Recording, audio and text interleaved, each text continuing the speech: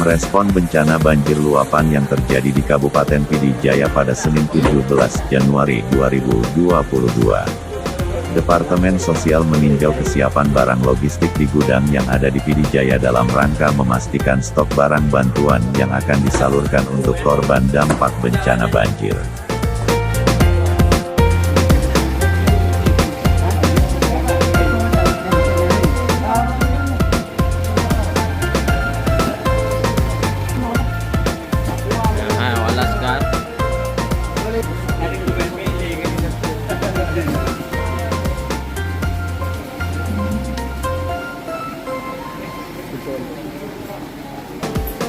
Laporan sementara, akibat hujan deras dengan intensitas yang tinggi, yang mengguyur Kabupaten Pd Jaya, membuat sebagian kampung, desa terendam banjir dari luapan air sungai dan air hujan.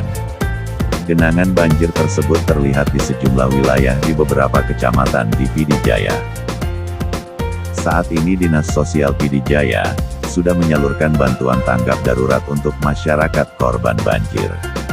Bantuan masa panik itu merupakan barang buffer stok yang selama ini di stok di gudang Kabupaten Pd Jaya.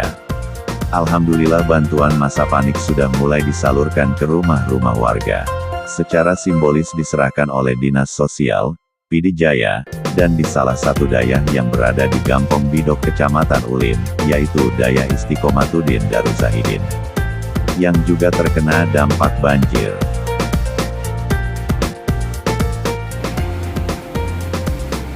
Bantuan yang disalurkan berupa jenis bantuan pangan yang saat ini sangat dibutuhkan warga pasca bencana banjir, diantaranya mie instan, roti, minyak makan, sarden, gula, dan air mineral.